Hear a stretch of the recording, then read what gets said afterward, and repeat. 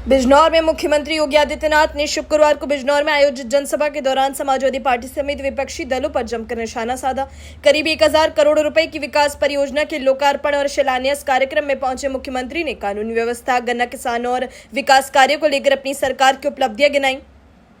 मुख्यमंत्री ने कहा कि जिन लोगों को दंगा, गुंडागर्दी, अपराध और माफिया वाला बिजनौर चाहिए थे वे समाज को बांटने वाली सोच रखते हैं। उन्होंने कहा उन्हें जिन्ना पसंद है लेकिन हमें जिन्ना नहीं गन्ना पसंद है। योगी ने कहा कि इसी सोच के साथ उनकी सरकार ने गन्ना किसानों के हित में गन्ने का मूल्य बढ़ाने का काम किया। योगी आदित्यनाथ ने कहा कि पिछली सरकारों में अपराधियों और माफियाओं का बोलबाला था। उन्होंने आरोप लगाया कि उस समय कानून व्यवस्था कमजोर होने के कारण धार्मिक आयोजनों पर भी रोक लगाई जाती थी। कांवड़ यात्रा, रामनवमी, जन्माष्टमी और दुर्गा पूजा जैसे आयोजनों को लेकर लोगों में भय का माहौल था। मुख्यमंत्री ने कहा कि आज उत्तर प्रदेश में कानून का राज स्थापित है, अपराधियों के खिलाफ सख्त कार्रवाई हो रही है और धार्मिक आयोजन पूरी श्रद्धा और उत्साह के साथ संपन्न हो रहे हैं। उन्होंने कहा कि अब प्रदेश में ना कर्फ्यू है और ना ही दंगों का दौर, बल्कि विकास और सुशासन का माहौल है। पूर्ववर्ती सरकारों पर हमला बोलते हुए मुख्यमंत्री ने कहा कि उनके लिए बिजनौर अपशकुन था, जबकि उनकी सरकार ने जिले के विकास को प्राथमिकता दी है। उन्होंने आरोप लगाया कि कुछ लोग समाज को बांटने की राजनीति कर रहे हैं। मुख्यमंत्री ने बिजनौर की सांस्कृतिक और ऐतिहासिक विरासत का भी जिक्र किया। उन्होंने जिले के साहित्यकारों, वैज्ञानिकों और समाज सेवियों के योगदान की सराहना करते हुए कहा कि बिजनौर तेजी से विकास के रास्ते पर आगे बढ़ रहा है। कार्यक्रम के दौरान मुख्यमंत्री ने करीब 1000 करोड़ रुपए की विकास परियोजनाओं को लोकार्पण और शिलान्यास किया। उन्होंने कहा कि जिले में हाईवे, रेलवे, मेडिकल कॉलेज समेत कई क्षेत्रों में विकास कार्य हुए हैं और गन्ना किसानों को समय पर भुगतान सुनिश्चित किया जा रहा है। योगी आदित्यनाथ ने कहा कि बिजनौर अब विकास की नई तस्वीर पेश कर रहा है और उन्होंने हल्के अंदाज में कहा कि जिन्हें जिले का विकास दिखाई नहीं देता, उन्हें जरूरत पड़े तो यहाँ का चर्चित तेंदुआ भी दिखा दिया जाए, शायद तब उन्हें बदलाव नजर आए। कितना विकास होगा और बिजनौर इस तेजी के साथ विकास के पथ पर अग्रसर होगा, लेकिन आज इस साकार हुआ है। उसको साकार रूप देने में हम सफल हुए हैं, इसलिए क्योंकि आपने यहां पर उस योग्य जनप्रतिनिधि चुनकर के भेजे हैं। आपने भेजे हैं चंदन चौहान जी को आपने सांसद बनाया, आपने यहां से श्रीमती सुची चौधरी जी को विधायक बनाया, आपने कुंवर सुशांत सिंह को विधायक बनाया, आपने श्री अशोक राणा जी को विधायक बनाया, आपने श्री ओम कुमार को विधायक बनाया। ये लोग केवल विधायक ही नहीं और सांसद ही नहीं, जब बिजनौर में है तो जनता के बीच और बिजनौर के बाहर है तो दिल्ली में या लखनऊ में जाकर के बिजनौर के विकास की योजना की पैरोकारी करते हैं। वहां पर एक एक मंत्री के साथ बैठक करते हैं, मेरे साथ बैठक करते हैं और फिर उन योजनाओं को यहाँ जमीनी धरातल पर उतारने के प्रयास जो करते हैं, वो प्रयास आज बिजनौर के अंदर देखने को मिल रहा है।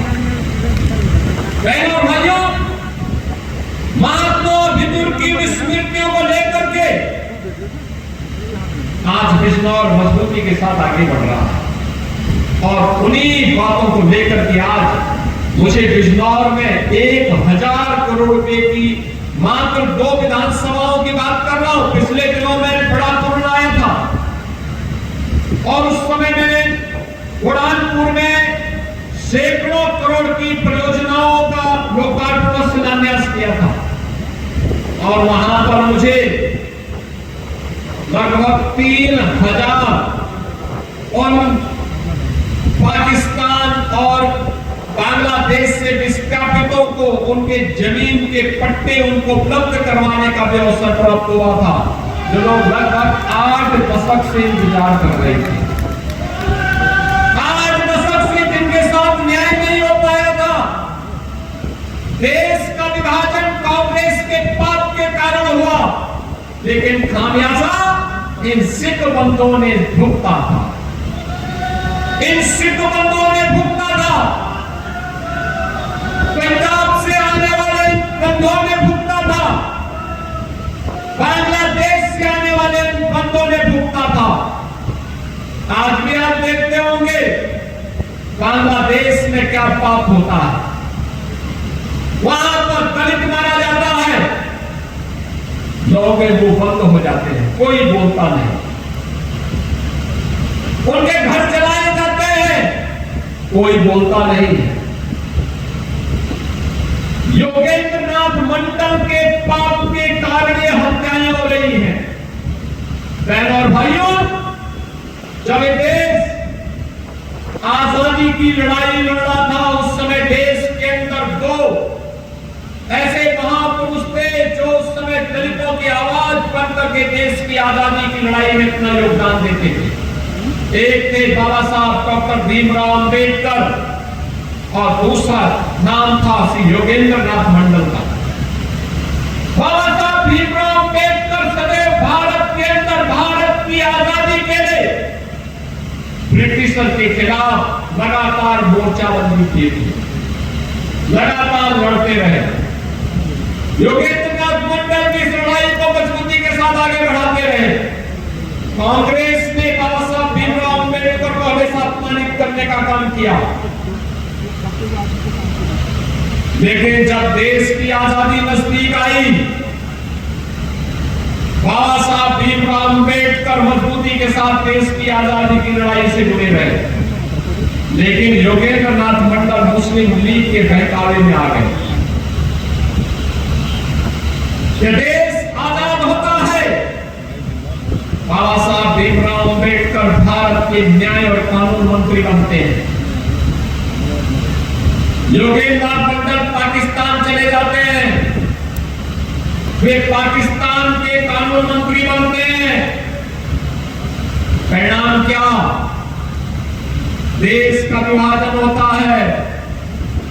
विभाजन के बाद भी हिंदुओं का कत्लेआम नहीं रुकता है। योगेंद्र नाथ मंडल पाकिस्तान के प्रधानमंत्री से कहते हैं ये कत्लेआम रुकना चाहिए, तो वहां के प्रधानमंत्री ने कहा कि हम नहीं रोक सकते, क्योंकि हमने इस्लामिक स्टेट के रूप में पाकिस्तान को मान्यता दी है।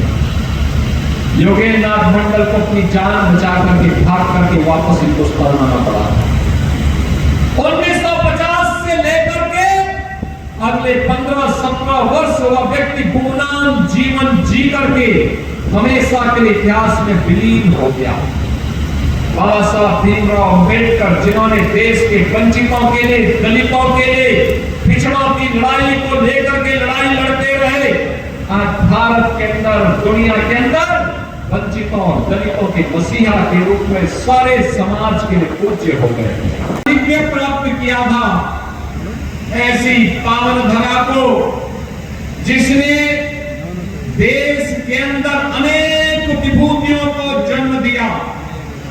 ऐसे महान समालोचक पंडित पदम सिंह शर्मा, संपादक आचार्य पंडित रुद्रदत्त शर्मा, अबुल फजल फैजी, महान वैज्ञानिक डॉक्टर आत्माराम, हिंदी गजल के मसीहा के रूप में जिनकी गजलें लोग आज भी अपने भाषण की धार के लिए इस्तेमाल करते हैं, ऐसे दुष्यंत कुमार जी, महावीर सिंह त्यागी और संविधान विशेषज्ञ डॉक्टर सुभाष कश्यप की इस महान धारा को कोटि कोटि नमन करते हुए मैं आप सभी बिजनौर वासियों का हृदय से स्वागत करता हूं, अभिनंदन करता हूं। ऐश्वर्य मौसम चौधरी के भारी संख्या में उपस्थित भारतीय जनता पार्टी,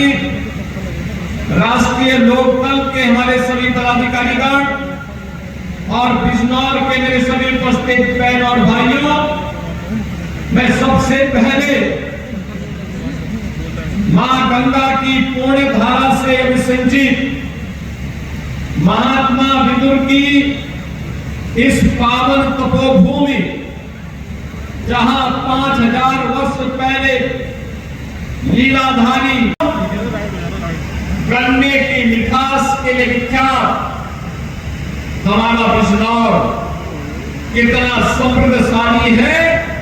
आज बिजनौर के विकास को देख करके हम लोगों को आनंद की अनुभूति होती है।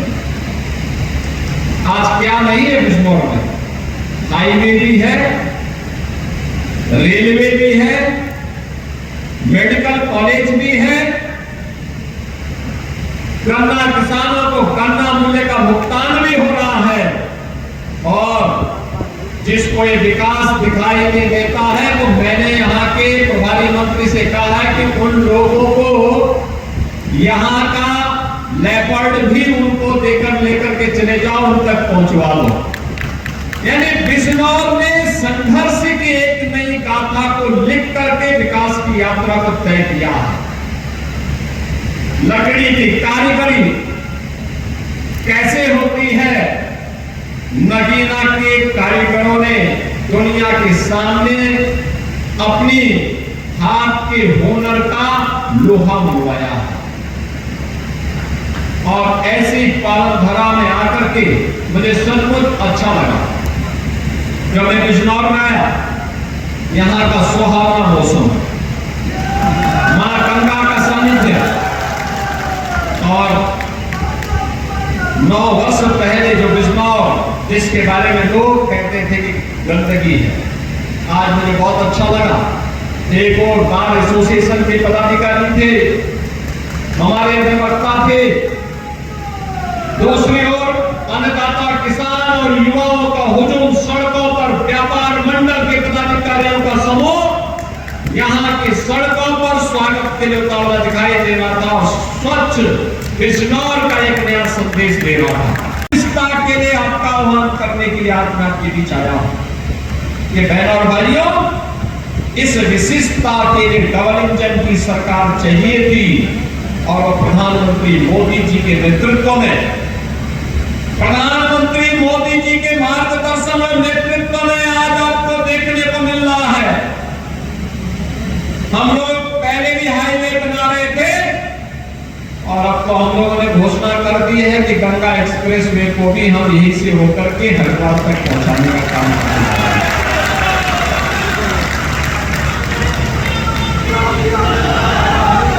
अब मेडिकल कॉलेज भी है, तो बिजनौर में नर्सिंग कॉलेज का भी अब आधारशिला रख करके इस काम को तेजी के साथ आगे बढ़ा दिया गया है।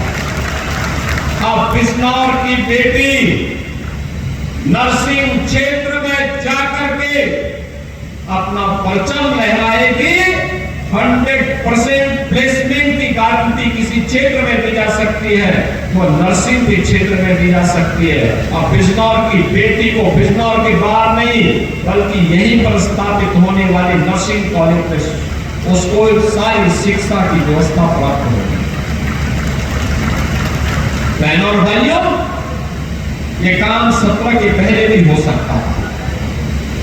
याद रखना, अन्नदाता किसानों ने मुझसे कहा था कि हमारे जनप्रतिनिधि ओम कुमार हो, सुशांत हो, या फिर यहां पर हमारे अशोक राणा जी हो या अशोक कटारिया जी हो, इन सभी लोगों ने, चंदन चौहान जी हैं, जैन चौधरी जी हैं, इन लोगों ने मुझे प्रस्ताव दिया था गन्ना किसानों के गन्ना मूल्य का दाम बढ़ना चाहिए।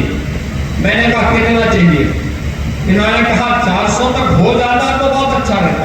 हमने कहा चिंता मत करिए, हम 400 ही कर देंगे। बहनों और भाइयों, याद करिए 2017 के पहले 10-10 वर्षों तक गन्ना मूल्य का भुगतान नहीं होता था। कोई नई वैरायटी नहीं दी जाती थी, किसान परेशान था, नौजवान पलायन कर रहा था, व्यापारी भय के साए में जी रहा था। भय किस कदर था? 2016 में देश की सबसे बड़ी इन्वेस्टिगेशन एजेंसी NIA के डिप्टी SP और उनकी पत्नी का भी यहां पर गोली मार करके, यहां के गुर्गे और माफियाओं ने गोली मार करके हत्या कर दी थी। ये अराजकता थी बिजनौर में। सामान्य नागरिकों की क्या हाल रहे होंगे। और आज मुझे अच्छा लगता है,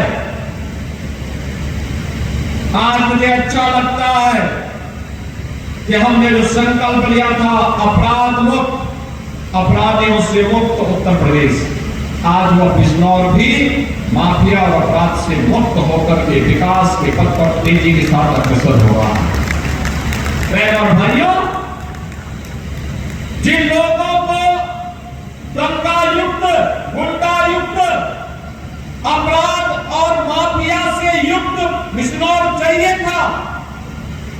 ये वे बांटने वाले लोग हैं जिन्हें जिन्ना पसंद है। हमें जिन्ना नहीं, हमें गन्ना पसंद है। इसलिए गन्ना किसानों के गन्ना मिलने का दाम भी बढ़ाया है, अपराध मुक्त भी किया है, कर्फ्यू मुक्त भी किया है, दंगा मुक्त भी किया है। उत्तर प्रदेश की इस परिकल्पना का परिणाम है। पिछली सरकारें क्या करती थी?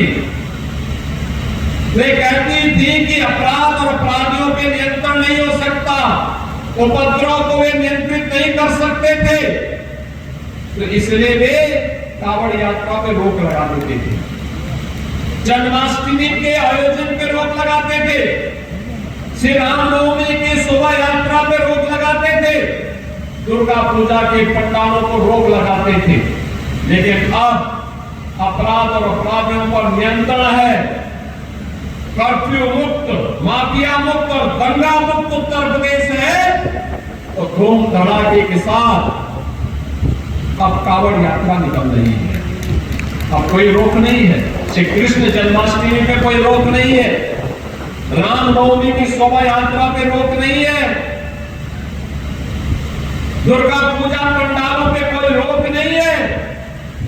धूम धड़ाके के साथ ये सभी कार्यक्रम हो रहे हैं। अब बेटी और व्यापारी की सुरक्षा में कोई सेंध नहीं लगा सकता और हमारा अन्नदाता किसान अपने खेत में जाने से डरता नहीं है। ये वह तस्वीर है जो आज के नए दौर में हम सबको देखने को मिल रहा है। बिजनौर की इस प्रगति को देख करके प्रसन्नता की अनुभूति होती है और इसीलिए तो विकास का पैमाना क्या तय होगा लखनऊ में नहीं तय होता है, आपके द्वारा चुने गए जनप्रतिनिधि तय करते हैं। आपका सांसद, आपके विधायक, आपके जिला पंचायत अध्यक्ष, ये सभी लोग मिलकर के तय करते हैं कौन सी सड़क बननी है, कौन सा फ्लाईओवर बनना है, कौन सा ब्रिज बनना है, और उसको लेकर के फिर हम लोग आगे बढ़ करके लखनऊ से हम पैसा भेजते हैं, दिल्ली से पैसा भेजते हैं, योजना को आगे बढ़ाने का काम ये जनप्रतिनिधि करते हैं। बहनों और भाइयों, क्या 2017 के पहले भी बिजनौर की स्थिति थी? याद करना, मुझे कई बार बिजनौर आने का अवसर प्राप्त हुआ, लेकिन 2017 के पहले मुख्यमंत्री बिजनौर नहीं आते थे, बोलते थे मुख्यमंत्रियों के लिए अपशकुन है। अब मैं कहता हूं वे स्वयं ही अपशकुन थे, जिसके लिए बिजनौर उनको स्वीकार नहीं करता। अरे जिस धरा में भगवान कृष्ण आने के लिए आतुर रहे हो, महात्मा विदुर के घर साग खाने के लिए, उस पावन धरा में कौन नहीं जाना चाहेगा? जहां मां गंगा का सानिध्य प्राप्त हो रहा हो, उस धरा में कौन नहीं आना चाहेगा? और मुझे बहुत अच्छा लगता है जब इस बिजनौर में आता हूं, यहाँ की समृद्धि को देखता हूं, यहाँ के अन्नदाता किसानों की मेहनत को देखता हूं, यहाँ के नौजवानों की ऊर्जा को देखता हूं, यहाँ के व्यापारियों के नवाचार को देखता हूं, यहाँ के कारीगरों की उद्यमशीलता को देखता हूं। मुझे लगता है कि कुछ विशिष्ट है बिजनौर में, इसीलिए तो बिजनौर है। अपनी राय हमें कमेंट में जरूर बताएं और ऐसे ही लेटेस्ट अपडेट्स के लिए हमारे चैनल रॉयल बुलेटिन को लाइक, शेयर और सब्सक्राइब करना ना भूलें।